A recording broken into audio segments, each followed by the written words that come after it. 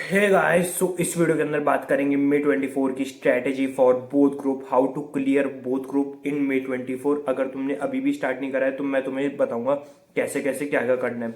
तो देखो, बेसिकली अपन देखा जाए ना, दो स्ट्रैटेजीज है इसमें।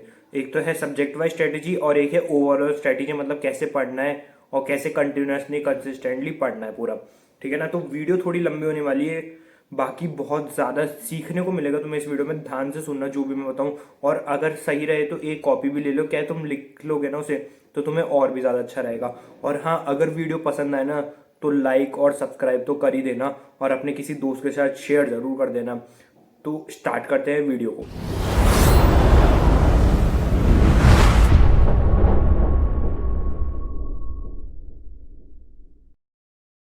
सबसे पहले बात करते हैं ओवरऑल स्ट्रेटेजी के बारे में। ओवरऑल स्ट्रेटेजी मतलब तुम्हें कैसे पढ़ना है बेसिकली।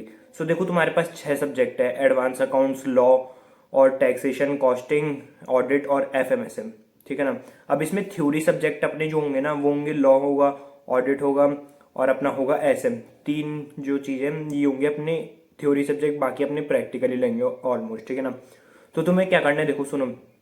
सुबह का टाइम है ना, जो सुबह तुम, एक तो है ना तुम्हारा स्टडी टाइम हमेशा फिक्स कर लो, एक स्लॉट वाइज पढ़ो। स्लॉट सुबह 2 घंटे का, 3 घंटे का, जितना भी वो तुम ही बनाओगे तुम्हारा टाइम टेबल, और कोई नहीं बना सकता बेस्ट। तो सुबह 3 घंटे का स्लॉट, फिर 2 घंटे, फिर 2 घंटे, ऐसे करके कम से कम 3 से 4 स्लॉट। तीन तो होने ही चाहिए, तीन तो होंगी और बेसी बात है। 4 स्लॉट तक भी ले रहे हो तो भी बढ़िया ही है। तो 4 स्लॉट ऐसे तुम्हें बनाने हैं। स्टार्टिंग के जो दो है ना, उसमें तुम्हारी एफिशिएंसी ज्यादा होगी और थ्योरी तुम्हें तभी समझ आएगी, इसलिए थ्योरी का तुम्हें सुबह उठाना है और जो प्रैक्टिकल वगैरह है वो शाम को। ठीक है ना। अब बात करते हैं अपन ओवरऑल में, ये तुम्हें करना है। अब देखा जाए तो अपन को सब्जेक्ट वगैरह की बात करें, सब्जेक्ट वाइज स्ट्रेटेजी की बात करें। सब्जेक्ट वाइज स्ट्रेटेजी में क्या है, बाकी मैं बताऊँ ना। देखो, ओवरऑल स्ट्रेटेजी में ऐसे तुमने टाइम टेबल तो पूरा बना लिया। बाकी अगर तुम चाह रहे हो कि स्टडी टिप्स, मतलब कैसे तुम अपनी अच्छे से पढ़ाई करो ताकि तुम्हें बहुत अच्छे से समझ आए, वो मैंने है ना पहले ही सब्जेक्ट वाइज स्ट्रेटेजी में बहुत अच्छे से डाल रखी है। अगर तुम सर्च मारोगे सीए स्टडी अरीना, और जो भी तुम्हें पेपर का देखना है वो तुम सर्च मारोगे ना, तुम्हारे को सब्जेक्ट वाइज में मतलब ऐसे स्टडी कैसे करनी है वो बहुत शानदार तरीके से बता रखा है। तो वो वैसे चेक कर लेना। मैं तुम्हें अभी ओवरऑल टाइम टेबल बता रहा हूँ। ठीक है ना। अब बात करते हैं सब्जेक्ट वाइज स्ट्रेटेजी के बारे में। सब्जेक्ट वाइज सबसे पहले बात करते हैं एडवांस अकाउंट्स के बारे में। देखो, एडवांस अकाउंट्स की तुम क्लासेस लोगे, उसके बाद अभी देखो स्टार्टिंग है, अभी क्या करना, तुम्हारी जो इलस्ट्रेशन मॉड्यूल वगैरह है ना, जो भी इलस्ट्रेशन है ना, जो भी तुम्हें लग रहा है ना हार्ड, उसको मार्क करना। वो नहीं बताऊंगा, बहुत शानदार ट्रिक बताऊंगा इससे भी। तुम क्या करना, जैसे तुमने इलस्ट्रेशन वन करा ना, अब तुम सॉल्व करा, उसके ऊपर लिख लेना जो भी उसमें हार्ड लगा। अगर वो नहीं आया तो जो चीज नहीं आई वो लिख लेना ऊपर, उसका सीधा आंसर। और अगर ईजी है तो सीधा ऊपर काट देना उसे, मतलब बाद में करने की जरूरत ही नहीं है। ऐसे पूरा करना। क्या है, हर मतलब तुम फिर बाद में जैसे ही क्वेश्चंस वगैरह देखोगे ना, तुम्हें हर क्वेश्चन का जो भी क्रक्स है, जो मेन है कि हाँ भाई इधर अटक सकते हैं, वो तुम्हें पहले ही पता चल जाएगा, तो कोई दिक्कत नहीं आएगी। एडवांस अकाउंट्स में ध्यान रखना, ये अभी से करना ताकि एग्जाम के पिछले दिन तुम सीधा वो क्वेश्चन छू सको। क्वेश्चंस जो तुम्हें लग रहा है ना बहुत ज़्यादा कॉन्सेप्ट क्लियरिटी आ रही है, या फिर थोड़ी बहुत मुश्किल है, कुछ कुछ चीज़ें उसमें बहुत ज़्यादा टिपिकल है, तो उनको मार्क कर लेना कि रिटर्न में सॉल्व करो। ठीक है ना। वो तुम क्वेश्चन के ऊपर लिख लेना और जो आंसर का क्रक्स है वो लिख लेना। ठीक है ना। अब बात करते हैं लॉ में। देखो, लॉ तो बहुत ही ज़्यादा इजी सब्जेक्ट है। स्टार्टिंग से खुद के नोट्स बनाना, मैं बता रहा हूँ, सिर्फ ये चीज़ कर लो, अपने आप तुम्हें समझ आ जाएगा। बहुत आसान है और उनको याद करोगे, कोई दिक्कत नहीं आने वाली। बस ये है, खुद के नोट्स इंपॉर्टेंट रहेंगे। अगर तुम वो बना ले तो ना भाई सफिशिएंट रहेगा, आराम से 60+ आ जाएंगे। अब बात करते हैं अपन टैक्सेशन के बारे में। देखो, टैक्सेशन अपन को जो नोट्स वगैरह होते हैं ना टैक्सेशन के, डायरेक्ट टैक्स इनडायरेक्ट टैक्स दोनों, जो भी नोट्स वगैरह है ना, वो तुम्हें बहुत ज़्यादा अच्छे से याद होने चाहिए। साथ ही साथ याद तो होने चाहिए, और जो उनके प्रोविजंस वगैरह है ना, वो कैसे क्वेश्चंस में लग रहे हैं, कैसे क्वेश्चंस उनसे सॉल्व हो रहे हैं, वो तुम्हें होना चाहिए। तो सबसे पहले तुम्हारी प्राइमरी यही होना चाहिए कि मैं सारे नोट्स अच्छे से याद कर लूँ, उसके बाद ही क्वेश्चंस करूँ। क्या है, तुम्हारे को फिर दोनों समझ आ जाएंगे। नोट्स बहुत ज़्यादा इंपॉर्टेंट रहेंगे दोनों, मैं बता रहा हूँ, डायरेक्ट टैक्स और इनडायरेक्ट टैक्स याद होने चाहिए तुम्हें नोट्स अच्छे से। मतलब ये एक तरीके से याद, मतलब कि हाँ भाई आता है, मुझे पता है कि क्या प्रोविजन है, ये बात है। ठीक है ना। बाकी अगर तुम्हारे को बहुत डिटेल में जानना है पर सब्जेक्ट के बारे में, तो मैं वही बता रहा हूँ, सीए स्टडी अरीना और सब्जेक्ट का नाम लिख के सर्च मार देना, वीडियो आ जाएगी। एक सब्जेक्ट के बारे में बहुत डिटेल में जानना हो तो, कि उसको कैसे पढ़े बहुत अच्छे से। ठीक है ना। अब बात करते हैं कॉस्टिंग के बारे में। देखो, कॉस्टिंग का तो तुम्हें सिंपल से बताऊँ ना मैं, पूरी कॉस्टिंग और एफएम दोनों है ना बहुत कॉन्सेप्चुअली बेस्ड है।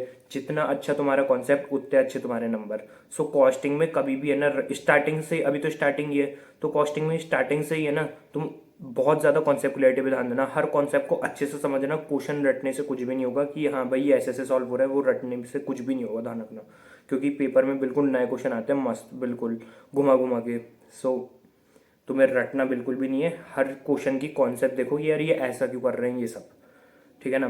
कॉस्टिंग में सिंपल सा ये रहेगा। और हाँ, इसके अंदर भी तुम वही एडवांस अकाउंट्स वाली ट्रिक करना, हर क्वेश्चन के ऊपर मार्क कर लेना कि इसके अंदर क्या करना, कॉस्टिंग में हर क्वेश्चन पे मार्क कर लेना कि कौन से ज़्यादा इंपॉर्टेंट मतलब हार्ड लग रहे हैं या फिर थोड़े अच्छे क्वेश्चन है, तो उनको मार्क कर लेना। उनको उस टाइम एग्जाम से पहले एक बार देख के जाना, और बाकी जो बहुत ही ज़्यादा ईजी है उन्हें तुम छोड़ सकते हो एग्जाम के पहले दिन भर, ठीक है ना। मार्क तो कर लेना कि कौन सी ईजी है कौन सा हार्ड है।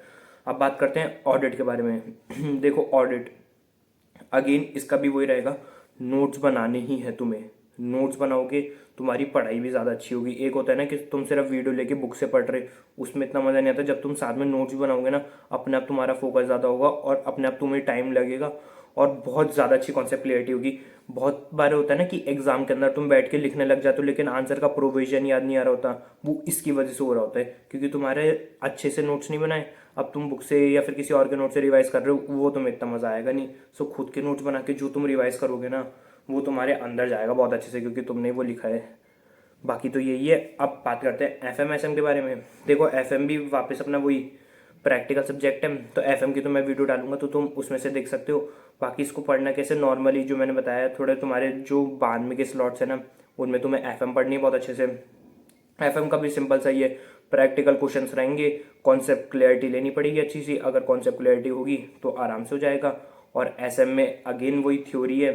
थ्योरी में एसएम के अंदर तुम चाहो तो नोट्स मत बनाना। एसएम के अंदर क्या करना, बुक है ना, बुक के अंदर ही पूरा अच्छे से एक बार में ही ऐसे पढ़ना, बाद में पढ़ने की जरूरत ना पड़े।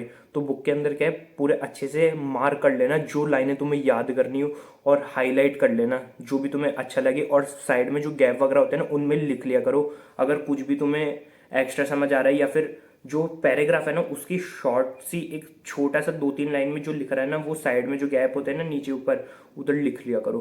क्या तुम बाद में फिर रिवाइज करोगे ना, वो पढ़ोगे तुम्हारे को सीधा पैराग्राफ समझ आ जाएगा। करके देखना, ये ध्यान रखना। ऐसे सुन के तुम चलो अच्छा है, बाकी वैसे मत करना। करके जब तक नहीं देखोगे ना तब तक कोई मतलब नहीं है तुम्हारा, कितनी वीडियो देख लो, ठीक है ना। सो एस एम में तुम ये कर सकते हो, एस एम में फिर नोट्स याद करें क्योंकि एस एम इतना नहीं रहेगा, बाकी हो जाएगा। देखो ग्रुप 2 का तो यही है, बस ये है कि तुम एफिशिएंसी रखना स्टार्टिंग से ही। अगर स्टार्टिंग से एफिशिएंसी रखोगे ना तो तुम अभी भी करोगे तो आराम से तुम्हारा सिलेबस हो जाएगा।